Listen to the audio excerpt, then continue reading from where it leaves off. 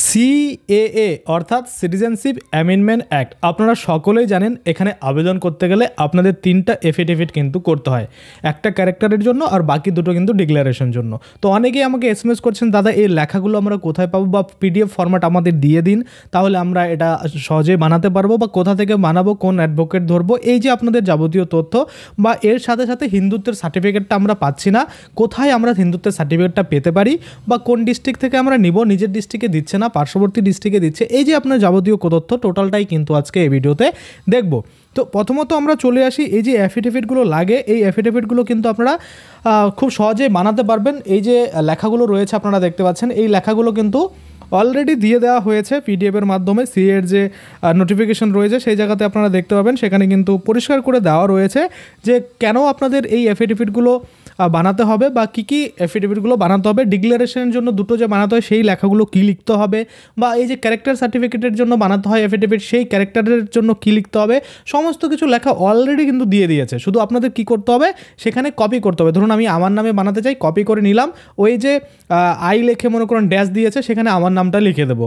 বাকি ধরুন আরও দুজনের বানাতে চান, সেক্ষেত্রে কী করতে হবে, যে ড্যাশ জায়গাটা রয়েছে সেখানে শুধু যার নামে বানাতে চান তার নামটা কিন্তু ইনপুট করতে হবে, বা তার নামটা কিন্তু লিখে দিতে হবে, তাহলেই কিন্তু হয়ে যাবে। অমন করে কিন্তু এরকম কিন্তু অনেকেই বানিয়ে অলরেডি আমাকে পাঠিয়েছেন, আবার অনেকেই কিন্তু বানিয়ে আবেদনও করে নিয়েছেন। আবার ইতিমধ্যে অনেকেই কিন্তু আবার এই যে নাগরিকত্বের সার্টিফিকেট সেটাও কিন্তু পেয়ে গেছেন, এবং পেয়ে কিন্তু সেটাও আমাকে আপনারা দিয়েছেন। তো আমার কাছে এটাই আপাতত অ্যাভেলেবেল রয়েছে। আপনারা দেখতে পাচ্ছেন সিএ সার্টিফিকেট, যেটা কিন্তু পাওয়া হয়েছে। এখানে যদি ডেট আমরা দেখি, ডেট দেওয়া আছে কিনা, তো এখানে আমি ডেট দেখতে পাচ্ছি, হ্যাঁ এটা অনেক আগের আমি দেখতে পাচ্ছি, মোটামুটি 11/4/2025, মানে এটা এপ্রিল মাসের এটা কিন্তু পাওয়া। তো আপনারা এটাই বুঝতে পারছেন, তখন একটু তৎক্ষণাৎ ভেরিফিকেশন হচ্ছিল, আর এখন কিন্তু একটু ভেরিফিকেশন মানে স্লো গতিতে হচ্ছে, কেননা অনেক আবেদন কিন্তু জমা পড়ছে, যার জন্য কিন্তু হচ্ছে।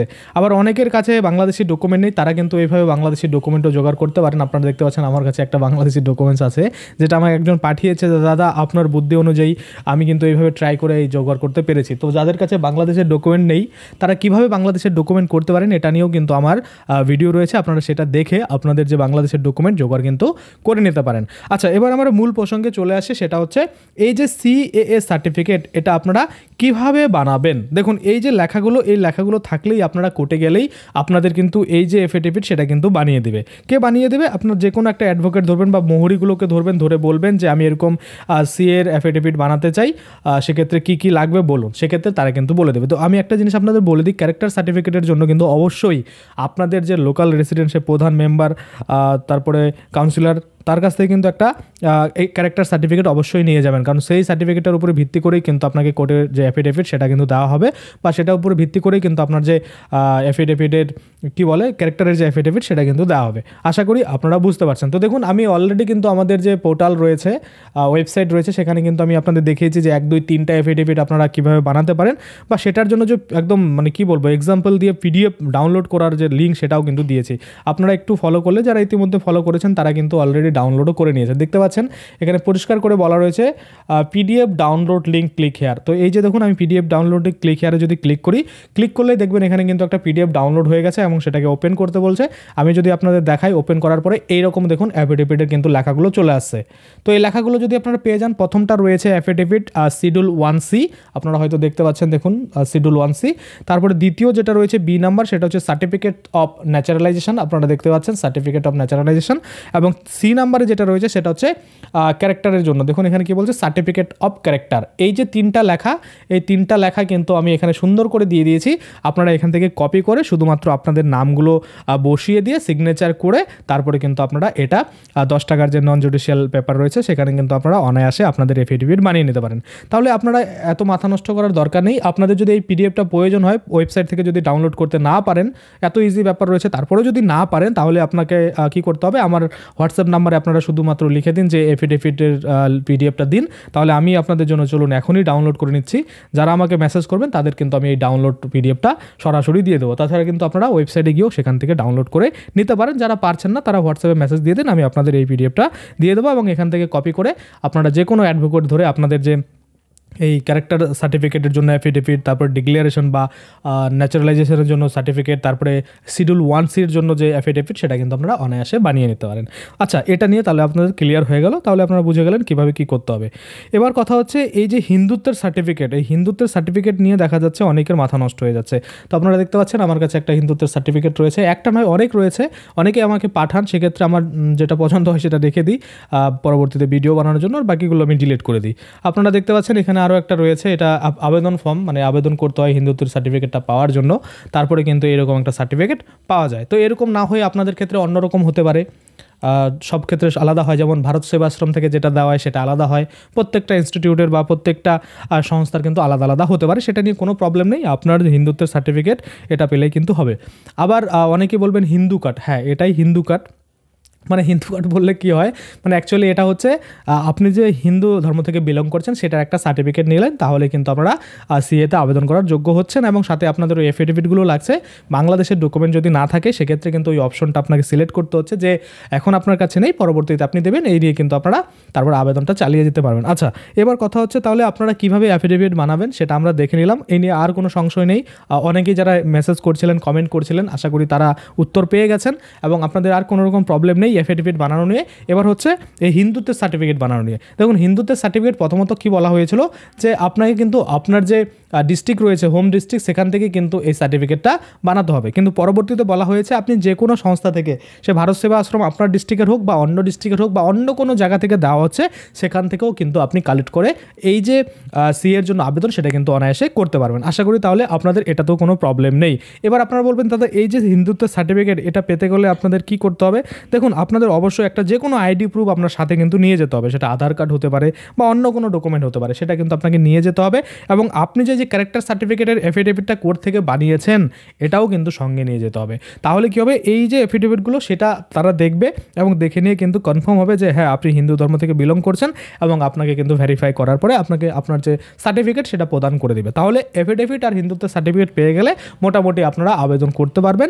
একটা ভারতীয় যে কোনো ডকুমেন্ট যেটা আপনার কাছে থাকবেই, বাংলাদেশের ডকুমেন্টটা অনেকের কাছে নেই, সেক্ষেত্রে কিন্তু ওই যে আপনার কাছে নেই পরবর্তী দেখাবেন সেই অপশনটা। যাদের কাছে বাংলাদেশের ডকুমেন্ট রয়েছে, যদি না থাকে কীভাবে জোগাড় করতে পারেন সেটা নিয়ে অলরেডি আমি ভিডিও বানিয়েছি, তাই তারা আপনারা কিন্তু সেটা দেখে নেবেন, তাহলে আপনারা বুঝতে পারবেন যে হ্যাঁ কীভাবে বাংলাদেশের ডকুমেন্ট জোগাড় করা যেতে পারে। আর যদি কোনো উপায়ে আপনারা জোগাড় করতেই না পারেন তাহলে আপনারা একটু অপেক্ষা করবেন, কারণ পরবর্তীতে কি হিন্দুত্বের সার্টিফিকেটের মাধ্যমেই শুধু সিএতে নাগরিকত্ব দেওয়া হবে নাকি অন্য কিছু, সেটা যদি আপডেট দেয় তারপর আমরা দেখব।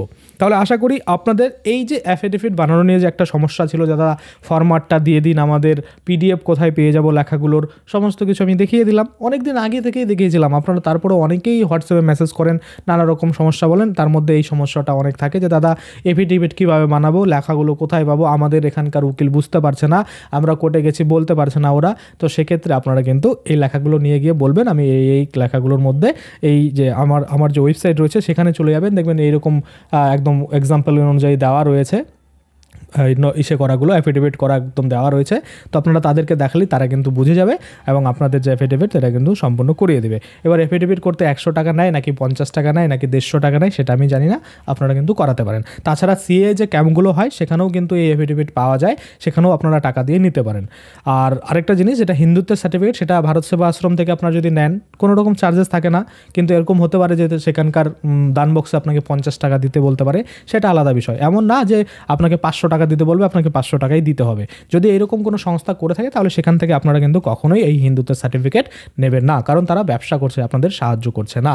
আশা করি আপনারা বুঝতে পারছেন। তাহলে সিএ নিয়ে কোনো সমস্যা থাকলে আপনারা আমরা কমেন্ট করে দেবেন। তাছাড়া অনেকেই আছে যারা কিন্তু সিএতে আবেদন করে এরকম কিন্তু সার্টিফিকেটও অলরেডি পেয়ে গেছে। তো যারা এই চিন্তিত ছিলেন যে সিএর মাধ্যমে সত্যি কি নাগরিকত্ব দেওয়া হয় কি না, তারা নিশ্চিন্ত থাকুন, আপনাদের নাগরিকত্ব কিন্তু অবশ্যই দেওয়া হবে। এবং এই যে সার্টিফিকেট এই লোক যেরকম পেয়েছে আরও নানা রকম অনেকেই পেয়েছে, তারা কিন্তু আস্তে আস্তে সকলেই পাবে। অনেকেই বলছেন দাদা আমাদের আবেদন তো অনেক আগে হয়ে গেছে কিন্তু আমাদের কোনো রকম ডাক আসছে না, হিয়ারিংয়ের ডেট দিচ্ছে না। তো দেখুন, হিয়ারিংয়ের ডেট দিচ্ছে না সেটা আমরাও বুঝতে পারছি, অনেকের কমেন্ট আসছে যে দাদা এরকম ব্যাপার, আমাদের অনেক দিন আগে আবেদন করেছি কোনো রকম ডাক দিচ্ছে না, মানে সিএ কি মানে করে আমাদের দিবে নাগরিকত্ব নাকি আমাদের ঝুলিয়ে রাখবে না কি। দেখুন, এটা আমরা বলতে পারছি না, কেননা কত তাড়াতাড়ি তারা ভেরিফিকেশন করবে সেই অনুযায়ী কিন্তু আপনাদের ডাক পড়বে। যদি ভেরিফিকেশন করতে দেরি হয় তাহলে কিন্তু পেন্ডিং থাকবে, এটাই স্বাভাবিক। মনে করুন যে দিনে ধরুন 10টা করে ভেরিফাই হচ্ছে, সেক্ষেত্রে আপনাদের আস্তে আস্তে ডাক পড়বে। ধরুন দিনে 100টা করে ভেরিফাই হচ্ছে, তাহলে কিন্তু দেখুন কত তাড়াতাড়ি কিন্তু আপনারা ডাক পেয়ে যাবেন।